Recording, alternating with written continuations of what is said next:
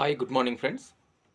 Today మన current affairs వచ్చేసి first one, gig మరియు లాజిస్టిక్ ఉపాధి అవకాశాల కోసము కార్మిక ఉపాధి మంత్రిత్వ శాఖ మరియు స్విగ్గీల మధ్య అవగాహన ఒప్పందము కుదిరించుకోవడం జరిగింది.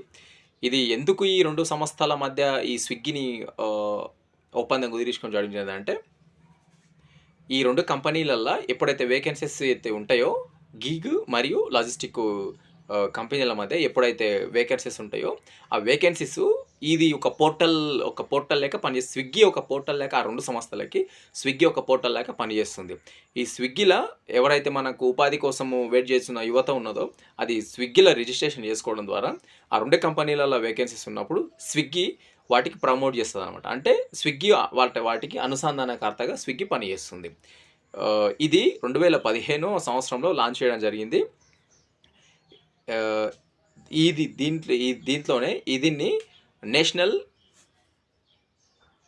కెరియర్ సర్వీస్ అనే పోర్టల్ లాంచ్ చేయడం అనేది జరుగుతుంది. దీంతోపాటు అంటే ఇలాంటి పోర్టలే దీంతోపాటు ఈశ్రామ్ పోర్టల్ కూడా మనకు ఈశ్రామ్ పోర్టల్ని కూడా ఏర్పాటు చేయడం జరిగింది.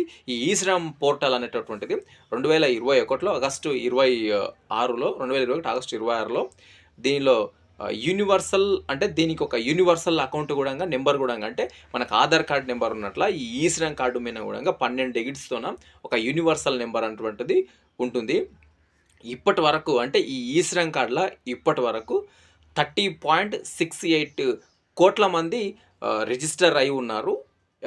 ఫస్ట్ ఇంకోటి థింక్, దీంట్లో ఉమెనే ఎక్కువ రిజిస్ట్రేషన్ చేసుకోవడం జరిగింది. ఈ ఈశ్రామ్ కార్డులో ఉమెనే ఎక్కువ రిజిస్ట్రేషన్ చేసుకోవడం జరుగుతుంది. అండ్ సెకండ్ వన్, అంబేద్కర్ దినోత్సవాన్ని అంటే మనము ఏప్రిల్ 14ని అంబేద్కర్ దినోత్సవంగా జరుపుకుంటాం కదా. ఈ అంబేద్కర్ జయంతిని అమెరికాలో న్యూయార్క్